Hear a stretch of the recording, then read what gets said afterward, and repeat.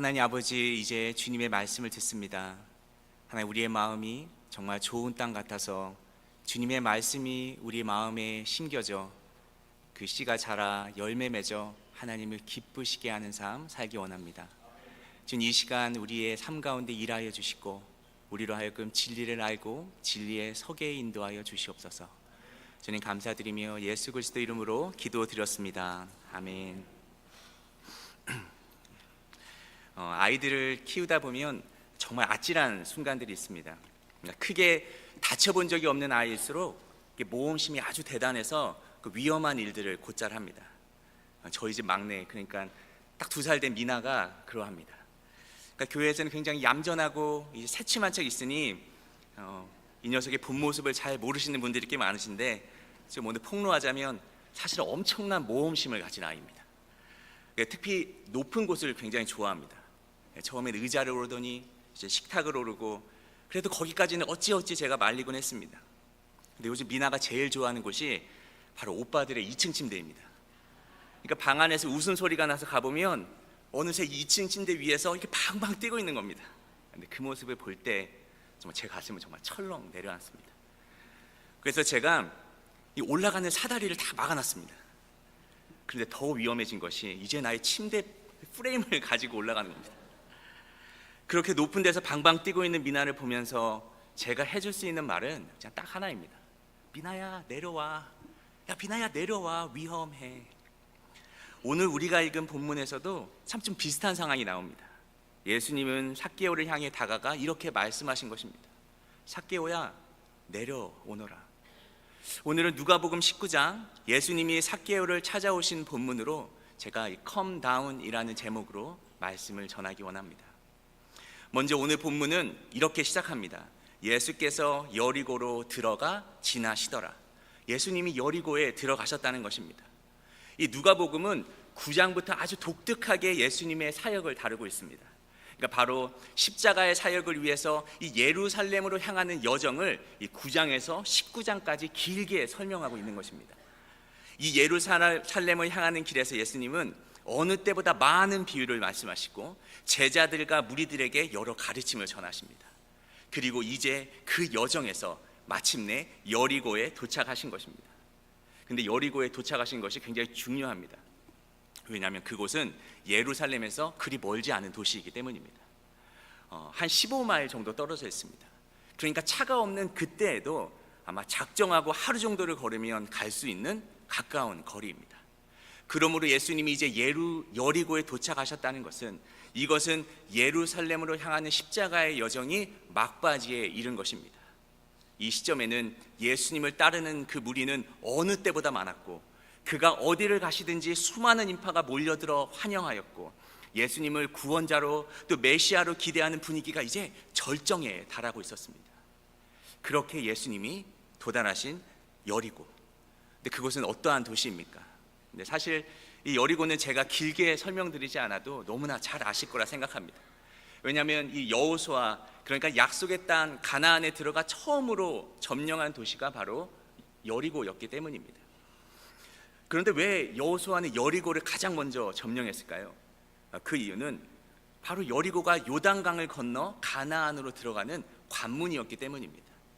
지금도 요르단이라는 나라에서 이스라엘로 들어가려면 여전히 여리고에 있는 그 관문을 지나야 합니다. 국경을 지나야 합니다. 그래서 여리고는 가나안으로 들어가는 길목, 전략적 요충지였습니다. 그런데 여리고는 또 하나의 특징이 있는데 바로 지형적인 특성입니다. 근처 사해 인근에 위치해서 여리고는 해수면보다 낮습니다. 그래서 겨울에도 굉장히 따뜻한 곳입니다. 겨울에 예루살렘이 굉장히 춥다는 거 알고 계십니까? 그곳에는 눈도 내리고 또 하필이면 겨울이 예루살렘에서는 우기입니다. 그래서 지내기 힘들 때가 있어서 추운 계절에는 많은 사람들이 이 따뜻한 여리고로 내려가 겨울을 지내곤 합니다. 이 대표적인 사람이 헤롯 대왕입니다. 헤롯 대왕은 아예 그냥 여리고의 겨울 궁전이다 라고 하여 건물을 짓고 겨울을 지냈습니다. 그러니 당연히 여리고에는 부자들이 많을 수밖에 없습니다. 게다가 관문 역할을 했으니 아라비아에서 들어오는 향신료, 무역품들 반드시 여리고를 거쳐야 했고, 그래서 그곳은 경제적으로 상당히 풍요로운 도시가 되었습니다. 그래서 저희가 19장을 읽고 있지만 바로 앞장 18장에는 보면 여리고 길가에 이 맹인 거지 바디메오가 앉아 있는 것을 볼 수 있습니다. 여리고를 오고 가는 부자들이 많았기에 바디메오가 길가에 앉아 구걸하고 있었던 것입니다. 이처럼 여리고는 교통의 요충지, 그리고 경제적 관문, 부유한 도시인데 오늘 본문은 그 여리고에서 일어난 놀라운 사건에 대해 우리에게 들려주고 있습니다. 자, 이 여리고에 이제 한 사람이 있는데 삭개오라는 사람이 있습니다. 오늘 본문 2절은 이 삭개오를 이렇게 설명합니다. 첫째는 그가 세리장이었다는 것입니다. 성도님들도 아시다시피 성경에서 세리는 그리 선망을 얻는 직업은 아닙니다. 예수님 시대에는 특히 늘 죄인 취급을 받습니다. 좋은 세리도 있지 않을까 생각할 수 있지만 왜 그렇게 세리는 죄인으로 낙인이 찍혔을까요? 이를 이해하기 위해서는 먼저 이 로마가 점령지에서 어떻게 세금을 거두는지를 이해해야 합니다. 근데 가령 로마 정부가 이 여리고라는 곳에 1000불의 세금을 거두려고 한다면 먼저 로마 정부는 이 세금을 거둘 권리를 세리에게 공개 입찰이나 입찰을 통해서 팔게 됩니다. 그러면 그 권리를 가진 세리가 먼저 로마에게 정해진 세금을 냅니다. 그러니까 자기 돈으로 먼저 1000불을 내는 겁니다. 그 다음에 주민들에게 세금을 걷어 자기의 목을 챙기는 구조였습니다. 그러니 여기서 문제가 항상 생기는 겁니다. 세리는 정해진 세금만 딱 거두는 것이 아니라 그 위에 폭리의 폭리를 취하게 됩니다. 동족인 유대인들에게 돈을 더 걷어서 자기 배를 불리게 되는 겁니다. 그러니 이 이스라엘의 입장에서 이 세리란 첫째는 이 나라를 팔아먹는 매국노였고, 둘째는 하나님의 계명 도둑질하지 마라 라는 것을 어기는 도둑이었습니다. 그래서 세리들이 항상 이 죄인, 창기와 같은 부류로 묶여 언급되는 것입니다. 그런데 여리고는 앞에 말씀드린 대로 무역의 요충지지 않습니까? 아라비아 반도에서 오는 모든 향신료, 이집트에서 오는 물품들도 여리고를 통과해야만 했습니다. 그러면 이 여리고에 있는 세리들은 거기에 무역세, 요즘 저를 잘 아는 관세, 다양한 세금을 추가로 더 부과할 수 있게 됩니다. 그런데 삭개오는 여기서 그냥 세리가 아닙니다. 세리장입니다. 성경 전체에서 세리장은 딱 한 번 나오는데 그게 바로 삭개오입니다. 그러니 분명한 건 삭개오가 많은 세리를 관리하는 엄청난 부자였던 것입니다. 그래서 19장 2절에 삭개오를 가리켜 이렇게 설명합니다. 그는 세리장이요 또한 부자라, 이렇게 이야기합니다. 근데 혹시 삭개오라는 이름의 뜻을 아십니까?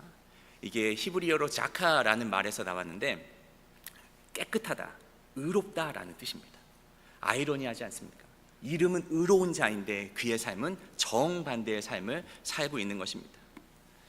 근데 제가 지금 누가복음 19장의 삭개오를 설명하는데 잠시 성도님들을 18장으로 초대하고 싶습니다. 왜냐하면 18장에 보면 예수님이 이제 여리고성에 들어가기 전 한 부자를 만납니다. 청년 관원을 만나는 장면이 18장에 있습니다. 그 청년은 부자 관원이라 불립니다. 그런데 삭개오도 세리장, 이 곧 관원이라는 뜻입니다. 그래서 원어로는 이 부자 관원의 관원과 이 세리장의 그 장이라는 뜻이 같은 뿌리 언어입니다. 그러니까 공통점이 있습니다. 둘 다 관원이었고 둘 다 부자인 것입니다. 이 연결점을 생각하면 이제 우리는 삭개오가 좀 걱정이 되기 시작합니다. 왜냐하면 이 앞에 나온 그 부자 청년은 예수님이 보시기에 사랑스러웠다고 기록하기도 하고, 제자들의 눈에도 야, 이렇게까지 하나님의 율법을 잘 지킬 사람이 있을 거냐라고 생각되었지만 그는 결국 구원을 받지 못하였기 때문입니다. 그때 예수님이 이렇게 말씀하십니다.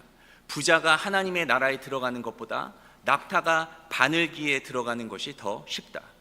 그런데 삭개오는 그냥 죄인이 아니라 세리, 그것도 세리장, 게다가 천국에 들어가기 그 어렵다는 부자였던 것입니다. 그러니 이런 질문이 자연스럽게 떠오릅니다. 부자 청년은 실패했는데 이 엄청난 부자 삭개오는 과연 구원받을 수 있을까? 그는 과연 천국에 들어갈 수 있을까? 라는 이 긴장감이 우리로 하여금 누가복음 19장으로 데려가는 것입니다. 그런데 이 삭개오가 한 소식을 듣습니다. 바로 예수님이 여리고에 지나가신다는 겁니다. 아마 순간 그의 가슴 속에 엄청난 기대가 일어났을 겁니다. 내가 한 번만이라도 좀 예수를 만나보고 싶다, 그분이 어떤지 내가 직접 보고 싶다, 이런 마음이 생겼을 것입니다. 그런데 삭개오에게는 굉장히 치명적인 약점이 있었는데 그건 바로 그가 키가 작았다는 것입니다. 성경은 보통 외모를 자세히 설명하지 않습니다. 그런데 굳이 누가는 이렇게 적습니다. 키가 작았다. 많은 신학자들이 이는 단순히 어떠한 신체적인 특징을 말한 것은 아니라라고 말하게 합니다. 아마도 그 안에 있는 내적인 열등감, 어쩌면 그가 평생 안고 살아온 연약함을 드러내는 부분이었다라고 추측합니다. 그렇다면 삭개오는 아마 이 열등감을 극복하기 위해 남들보다 더 집착적으로 성공을 쫓았을지 모릅니다. 그래서 동족을 배신하면서까지 세리장이 되었고 율법을 어기면서까지 돈을 모았습니다. 내가 작아도, 내가 무시당해도 내 안에 돈과 권세가 있으면 된다라는 생각이 그로 하여금 수단과 방법을 가리지 않는 인생으로 내몰았을지 모릅니다. 그러나 돈은 많았지만 그의 이름의 뜻인 의로움과는 굉장히 거리가 멀어졌습니다. 무엇보다는 부와 권세로는 채워지지 않는 어떠한 갈급함이 그의 영혼을 붙들고 있었던 것입니다. 만약 그가 조금이라도 좀 존경받는 인물이었다면 아마 예수님을 보기 위해 나섰을 때 세리장님 이리 오시지요 라며 사람들이 길을 열어줬을지 모르지만 현실은 사람들이 그를 혐오했으니 길을 터주기는커녕 그를 막아섰을 것입니다. 그래서 삭개오는 다른 방법을 선택합니다. 오늘 4절을 보면 앞으로 달려가 뽕나무에 오른 것입니다. 이 장면을 생각해 보면 당시 남성의 정통적인 복장은 이런 원피스 같은 옷입니다. 그래서 뛰기 위해서는 옷을 걷어 올라야 했고, 이 사람이 많이 있는데 그 원피스를 입고 나무에 오른다는 것은 굉장히 하체를 드러낼 수 있는 수치스러운 행동입니다. 그러나 이 장면이야말로 그가 가진 갈망을 잘 보여줍니다. 그는 이렇게 갈급한 심령으로 예수님이 지나가시기만을 기다리고 있었습니다. 그런데 그 순간 놀라운 일이 생깁니다. 예수님이 삭개오가 있는 바로 그 나무 밑으로 오신 겁니다. 그리고 5절 그를 쳐다보시며 이름을 부르십니다. 삭개오야, 속히 내려오라. 내가 오늘 내 집에 유하여야 하겠다. 그리고 삭개오의 집에 들어가 함께 식사를 하십니다.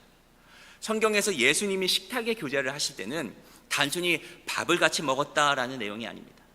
이는 깊은 교제와 사귐이 있었다. 무엇보다 하나님 나라에서 이루어질 은혜로운 관계를 상징하는 장면이 됩니다. 왜냐하면 마지막 날 어린 양의 혼인잔치가 우리가 즐길 바로 그 만찬이기 때문입니다. 그러므로 예수님이 삭개오와 식탁을 나누셨다는 것은 구원이 곧 이 집에 임하였다는 선언인 것입니다. 그리고 예수님은 이렇게 말씀하십니다. 오늘 구원이 이 집에 이르렀으니 이 사람도 아브라함의 자손임이라. 인자가 온 것은 잃어버린 자를 찾아 구원하려 함이니라. 아멘. 제가 서론이 좀 길었지만 첫 번째 전하고자 하는 말씀이 바로 이겁니다. 은혜는 하나님으로부터 시작된다는 것입니다. 5절에 아주 중요한 사실을 하나 확인할 수 있는데 바로 예수님이 삭개오를 미리 아셨다는 것입니다. 누가 예수님에게 이름을 말해주지 않았는데도 다가와 삭개오야 라고 그의 이름을 부르십니다.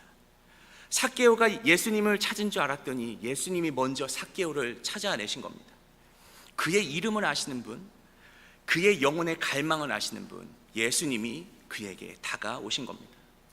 그러므로 우리는 분명히 알아야 합니다. 삭개오에게가 뽕나무에 올라간 열심, 어쩌면 그의 간절함, 그의 노력 때문에 구원이 임한 게 아니라는 것입니다. 구원은 전적으로 하나님의 은혜이기에 예수님이 찾아오셨고 예수님이 그를 부르셨고 예수님이 그를 초대하신 겁니다. 부자 청년에게 예수님이 하신 말씀 기억하십니까? 부자가 천국에 들어가기란 낙타가 바늘기에 들어가는 것보다 어렵다. 그러나 하나님은 힘이 있어 그 부자 삭개오에게 구원이 이른 것입니다. 부자 청년이 근심하며 떠나갈 때 제자들이 낙심하여 묻습니다. 그런즉 누가 구원을 얻을 수 있습니까? 그때 예수님이 대답하시기를 사람이 할 수 없는 것을 하나님은 하실 수 있느니라.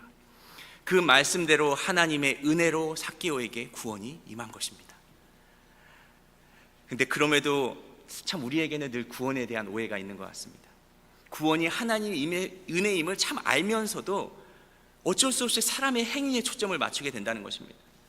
삭개오가 자신의 외적인 컴플렉스를 이겨내고 많은 부를 축적한 만큼 삶을 열심히 살고 예수님이 오신다는 소식에 뽕나무에 오르는 그 적극성을 보아 이렇게 삭개오처럼 예수님을 찾아야만 구원에 이르는구나라고 생각하기 쉽다는 것입니다. 아마 그 다음까지 연결하면 삭개오는 재물을 파나 가난한 사람들에 나누어 주었기에 그가 구원에 임하였다라고 생각할 수 있습니다. 그러나 삭개오의 노력 이전에 예수님이 이미 삭개오를 아셨고 삭개오가 하나님을 찾은 듯이 보였으나 예수님이 은혜를 그에게 베푸신 것입니다. 그런데 그럼에도 불구하고 우리가 은혜보다 우리의 노력에 또한 우리의 행위에 가치를 두는 이유는 아마도 노력을 통한 성과를 우리는 잘 이루지 못하기 때문인 것 같습니다. 우리가 하나님을 위해 산다고 하지만 그 마음이 얼마나 우리가 간절합니까? 그러나 실제로 쉽지 않다라고 느낄 때가 참 많습니다. 순종하며 하나님을 기쁘시게 하는 삶을 살아야 하는데 참 되지 않으니 그런 걸 꾸준히 해내는 사람들이 참 대단해 보이는 것이 사실입니다. 야, 저 사람은 특별하다. 나는 저렇게 못하는데. 그러면서 행위에 대한 컴플렉스가 우리 안에 있는 것은 어쩌면 당연합니다. 그렇기에 부자 청년이 고민하다 근심하며 돌아갈 때 누가 천국에 들어가겠냐라는 그 질문에는 예수님, 저렇게 행위를 완벽하게 하는 사람도 못 들어가는데 우리는 어떻게 들어갑니까? 라는 질문이 숨어 있는 겁니다. 행위라는 틀에서 벗어나지 못하는 겁니다. 그러나 부자 청년은 많은 것을 했고 율법을 거의 완벽하게 지켰지만 주님 앞에서는 빈손이었습니다. 근데 삭개오는 사회적으로 낙인 찍힌 죄인이었지만 주님이 찾아오셨기에 은혜로 가득 찬 것입니다. 차이를 만든 것은 삭개오의 노력과 행위가 아니라 주님의 은혜입니다. 그러므로 하나님의 은혜는 주권적입니다. 오늘 내가 너의 집에 유하여야 하겠다. 우리는 이러한 문장을 보통 신적 필요성이라고 신학 용어로 이야기를 합니다. 신적인 필요성이란 하나님이 주권적으로 행하시는 일을 이야기하는 것입니다. 그렇기에 사랑하는 성도 여러분, 지금 우리가 이 순간 이 자리에 나와 예배드리고 있는 거 어쩌면 너무나 당연히 오늘 아침에 내가 일어났고 내가 운전을 해서 오고 뭐 나의 결정과 나의 선택의 결과라고 생각하기 쉽지만 사실은 하나님의 은혜가 우리 안에 있기에 이곳에 있는 것입니다. 하나님의 은혜가 있기에 오늘 우리는 기쁨으로 예수님이 나의 구주시다 라고 고백할 수 있는 것이고, 하나님의 은혜가 우리 안에 있기에 내가 오늘도 시간을 드리고 재정을 드리고 삶을 드려 주님을 예배하고 있는 것입니다. 오늘 함께 읽은 19장 10절 그 한 줄은 누가복음 전체의 가장 핵심적인 문장입니다. 예수님이 이 땅에 왜 오셨는지를 밝힌 겁니다. 그것은 바로 예수님은 이 땅에 잃어버린 자를 구원하려 오셨습니다. 이것이 바로 복음의 핵심입니다. 잃어버린 자가 주님을 찾는 것이 아니라 주님이 우리를 먼저 찾아오신 겁니다. 그러므로 우리는 이 은혜를 귀하게 여겨야 합니다. 은혜가 언제나 곁에 있는 것처럼, 내가 원할 때 언제나 이 은혜를 잡을 수 있는 것처럼, 내가 믿기로 결정하면 그때 내가 믿을 수 있다라고 착각해서는 안 됩니다. 왜냐하면 성경은 분명히 말하고 있기 때문입니다. 보라, 지금은 은혜 받을 만한 때요. 보라, 지금은 구원의 날이로다. 주님이 우리를 부르실 때 그것이 은혜의 때입니다. 그리고 그 순간에 우리는 응답하여야 합니다. 말씀을 듣는 중에 내 마음이 뜨거워진다면, 내가 기도하는 중에 정말 눈물이 난다면, 누군가의 간증이 내 영혼을 흔든다면 그것은 은혜의 때입니다. 그때는 머뭇거리지 말고 주님 앞에 나아가야 합니다. 주님이 은혜 주실 때 그 앞에 나아가고 더 깊이 거하여 더 큰 헌신으로 응답하는 성도님 되시기를 축복합니다. 그렇기에 두 번째로 우리가 붙잡아야 할 진리는 바로 이것입니다. 은혜는 주권적으로 우리에게 주어졌지만 은혜를 받는 자들에게는 반드시 반응이라는 것이 있었다는 것입니다. 솔직히 우리는 주님이 이 은혜를 누구에게 주시는지 모릅니다. 어떠한 자에게 주시는지 다 알 수 없습니다. 성경이 우리에게 알려주지 않는 하나님의 비밀입니다. 하나님이 왜 야곱을 선택하시고 하나님은 왜 에서를 선택하지 않았는지 우리는 다 알 수 없습니다. 그러나 우리가 분명히 아는 게 있는데, 은혜를 받은 자들을 우리가 유심히 보면 그들에게는 한 가지 공통점이 있었다는 것입니다. 그것은 바로 그들은 모두 겸손한 자들이었고 또한 은혜에 반응한 자들이었습니다. 성경을 보십시오. 바울이 다메섹에서 부르심을 받을 때 그는 은혜를 외면하지 않습니다. 3일 동안 금식하며 기도하며 눈이 멀어 그 상황에 뉘우치며 회개로 반응하였습니다. 베드로가 주님의 부르심을 받을 때 그는 외면하고 도망치지 않습니다. 주님, 저는 죄인입니다. 라며 자신의 죄를 인정하며 회개의 반응을 보입니다. 은혜는 값없이 주어집니다. 그러나 은혜를 받은 자들에게는 언제나 반응이 따랐습니다. 오늘 본문 속 삭개오도 마찬가지입니다. 예수님의 초대에 이 삭개오는 6절에 급히 내려와 즐거워하며 영접하거늘이라고 말씀합니다. 그는 서둘러 내려와 기쁨으로 주님을 맞이한 것입니다. 그리고 그 기쁨은 곧 회개로 이어지게 됩니다. 8절에 보면 주여 보시옵소서 내 소유의 절반은 가난한 자들에게 주겠사오며 만일 내가 누구의 것을 속여서 빼앗은 일이 있으면 내 갑절이나 갚겠나이다. 율법에 따르면 도둑질을 하면 원금의 5분의 1을 더하여야 합니다. 이게 바로 레위기, 민수기에 나오는 법입니다. 그리고 만약에 양을 훔쳐 팔면 4배를 갚아야 합니다. 이게 출애굽기 22장 1절의 내용입니다. 그러니까 삭개오는 굉장히 율법을 잘 알고 있었던 것입니다. 그러나 그는 율법의 기준만 지키지 않습니다. 자신의 재산 절반을 내어놓겠다고 고백하고 부당하게 취한 것이 있으면 내갑절이나 갚겠다고 선언합니다. 이것은 억지로 끌려가는 것이 아니라 구원의 은혜가 그의 심령에 임했을 때 자연스럽게 터져나오는 회개의 그리고 변화의 반응이었습니다. 그러므로 사랑하는 성도 여러분, 은혜란 결코 공허한 것이 아닙니다. 은혜란 반드시 우리의 삶에 변화를 일으킵니다. 하나님이 은혜를 베푸시면 그 은혜는 반드시 우리에게 회개와 헌신과 그리고 순종으로 나타나게 됩니다. 그래서 참 놀라운 사실은 주님께 하는 순종은 정말 많은 순간 우리가 억지로 끌려가는 것이 아니라 기쁨으로 드려지는 순종을 하게 된다는 것입니다. 때로는 우리가 하나님께 순종하는 것을 좀 착각하여 정말 콧들에 깨인 송아지가 끌려가듯이 발버둥 치며 따라가는 모습으로 생각하곤 하지만 성경이 보여주는 순종은 억지스러운 순종이 아닙니다. 아무리 어려운 길이라도 은혜 받은 자의 자원하는 그 마음으로 순종하는 모습을 갈 수 있습니다. 그래서 희생이 따르고 삶의 고통이 있고 눈물의 외침이 있어도 그 손에 기쁨이 있으니 반응하게 되는 것입니다. 이미 성도님의 삶 속에서 그렇게 순종했을 때 경험한 기쁨이 경험하시지 않으셨습니까? 삭개오처럼 은혜의 회개와 변화로 반응할 때 하나님은 우리 안에 진짜 기쁨을 주십니다. 그런데 여기서 다시 18장의 그 부자 청년을 한번 떠올려 보도록 하겠습니다. 그는 주님의 초대를 받았습니다. 근데 근심하며 돌아갑니다. 은혜의 초대가 그의 삶에 임했음에도 불구하고 그는 반응하지 못했습니다. 그 이유는 마음속에 어떤 우상이 있었기 때문입니다. 바로 재물이라는 우상입니다. 율법을 잘 지켰다고 자부했지만 실제로는 그는 하나님보다 재물을 더 사랑했습니다. 그런데 정말 만약 그가 이렇게 고백했으면 어땠을까라고 좀 생각해 봤습니다. 만약 그가 주님, 제 마음속에 우상이 있습니다. 주님, 제가 재물을 너무 사랑합니다. 주님보다 더 사랑하는 것을 제가 발견했습니다. 그런데 제가 이 마음을 이길 힘이 없습니다. 주님, 제 도와주세요. 은혜가 필요합니다. 만약 그가 이렇게 겸손히 반응했으면 주님은 반드시 그에게 우상 이길 힘을 주셨을 것을 믿습니다. 그러나 부자 청년은 이렇게 대답합니다. 이 모든 것을 내가 어려서부터 다 지켰나이다. 예수님은 이 부자 청년이 가진 재물을 가난한 자에게 나누어 주어 의로운 행위를 그의 삶에 하나 더 추가하기를 원하신 것이 아닙니다. 예수님이 원하신 것은 이 청년 내면 깊은 곳에 있는 그 재물 사랑을 직면하게 하시고 자신이 그 우상 앞에 얼마나 무기력한지를 알게 하시고 그래서 그가 은혜 필요한 자임을 깨달아 주님을 의지하며 나아가기를 원하셨습니다. 단지 의로운 행위를 추가하기 위해서 버리고 오라 하신 게 아니라는 것입니다. 그러나 그는 자기 힘으로 재물을 포기할 수 없음을 깨달았음에도 그 약함을 주님께 가져가지 않습니다. 그냥 근심하면서 돌아섭니다. 자신의 무력함을 인정하지 않는 그것이 바로 영적인 교만입니다.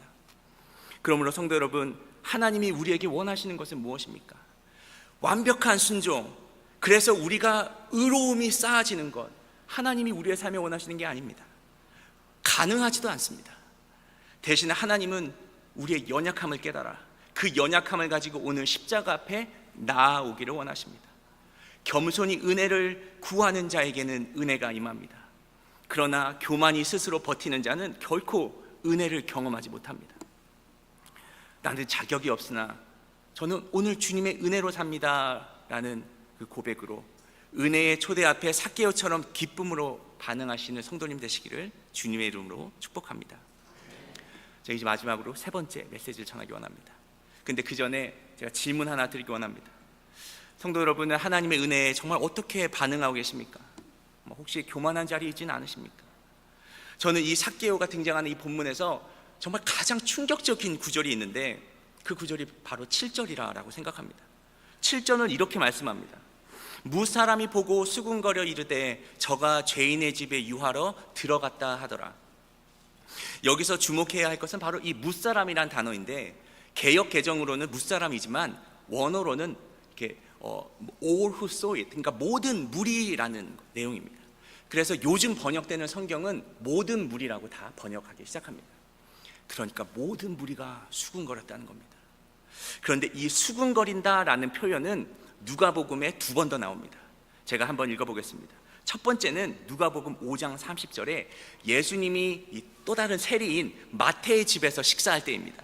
그때 뭐라고 하냐면 바리새인들과 그들의 서기관들이 그 죄인들을 비방하여 가로되, 같은 단어입니다. 수군거려 가로되 너희가 어찌하여 세리와 죄인과 함께 먹고 마시느냐. 그리고 또 한 번은 누가복음 15장 1절입니다. 죄인들이 예수님께 몰려올 때입니다. 모든 세리와 죄인들이 말씀을 들으러 가까이 나아오니 바리새인과 또 서기관들이 원망하여 가로되, 곧 수군거려 가로되 이 사람이 죄인을 영접하고 음식을 같이 먹는다 하더라 라고 이야기합니다. 그런데 19장에 누가 수군거립니까?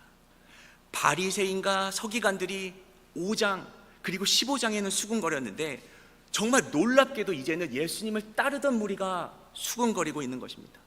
이게 왜 충격적입니까? 그들은 예수님을 따르던 자들입니다. 그들은 은혜를 입었다고 생각한 자들이었고 그들은 예수님을 구원자다라고 외치던 자들이었습니다. 그런데 그들이 언제부터 교만한 자리에 올라와 예수님이 하시는 일을 평가하기 시작하는 겁니까? 언제부터 은혜 베푸시는 주님의 일을 판단하며 마치 자기 자신은 은혜를 이미 소유한 자처럼 행동하기 시작한 겁니까? 언제부터 자신들도 마찬가지로 은혜가 필요한 자임을 잊어버리게 된 겁니까?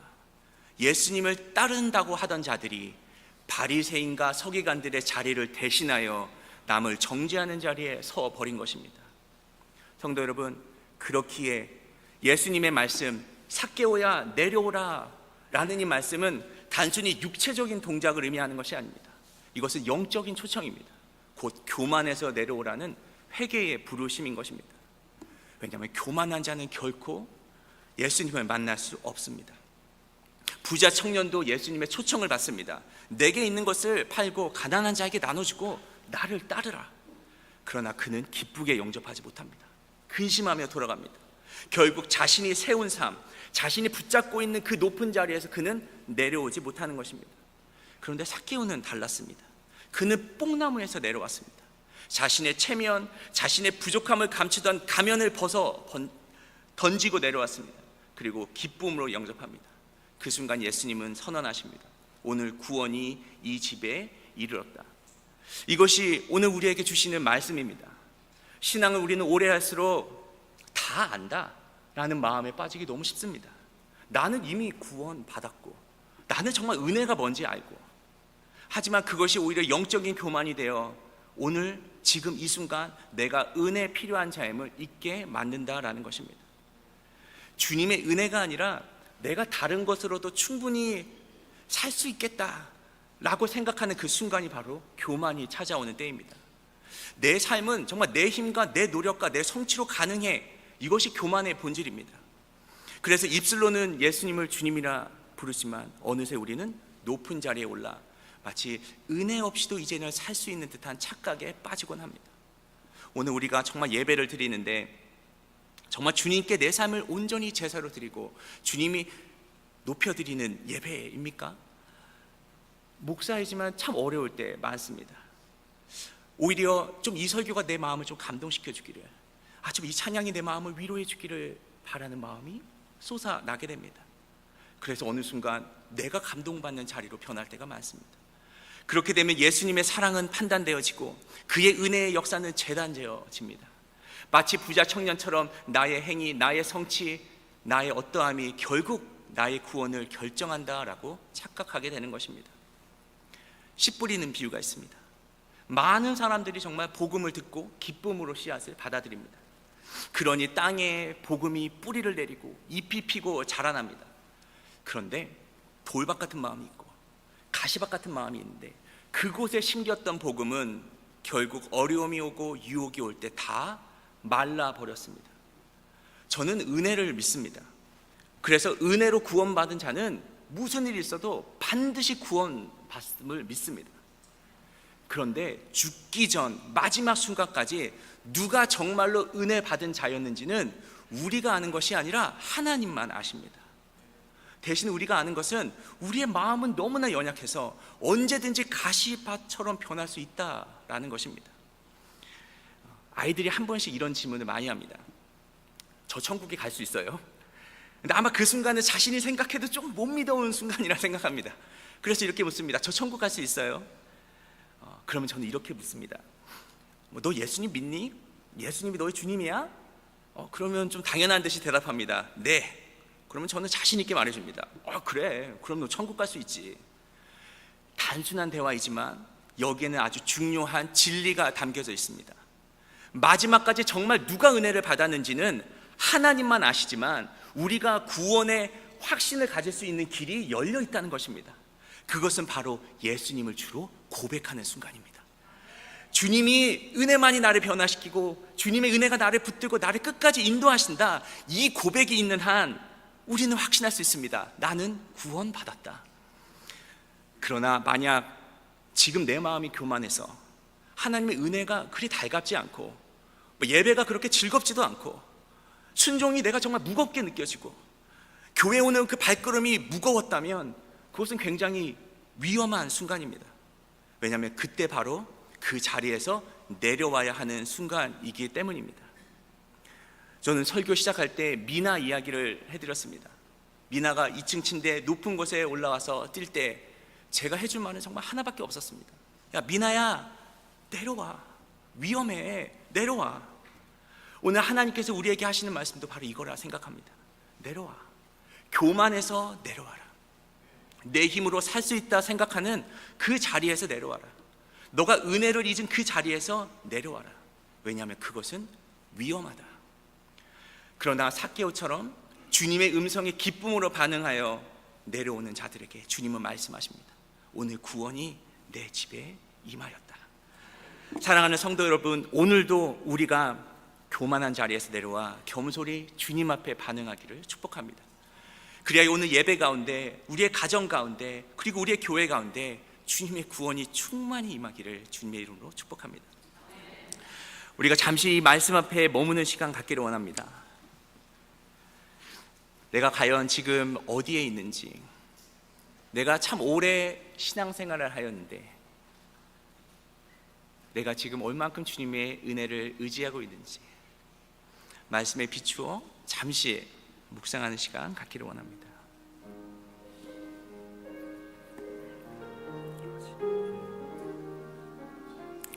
사랑과 은혜가 풍성하신 하느님 아버지, 참 감사합니다. 참 우리가 연약하고 지친 삶에서 우리가 그렇게 주님을 붙잡으려 애쓰고 분투하였지만 이미 주님께서 우리보다 먼저 오셔서 우리의 모든 상황을 아시고 은혜로 구원의 길을 열어주셨음에 감사드립니다. 하나님, 우리가 오늘 이 자리에 노력과 행위가 아닌 주님의 은혜로 서 있음을 고백합니다. 그러나 주님, 우리가 또한 그 은혜에 감사하고 믿음으로 반응한 삶 살도록 도와주시옵소서. 비록 우리의 마음이 교만하여 주님을 잊기 쉽고 자신의 만족을 구하려고 하는 연약함이 여전히 남아있지만 주님, 은혜의 주님을 의지하여 겸손히 주 앞에 서도록 도와주시옵소서. 그리하여 우리의 삶이 주님의 은혜로 붙들려 주님의 기쁨 되는 삶 사도록 도와주시옵소서. 이 기도 예수 그리스도 이름으로 기도드렸습니다. 아멘.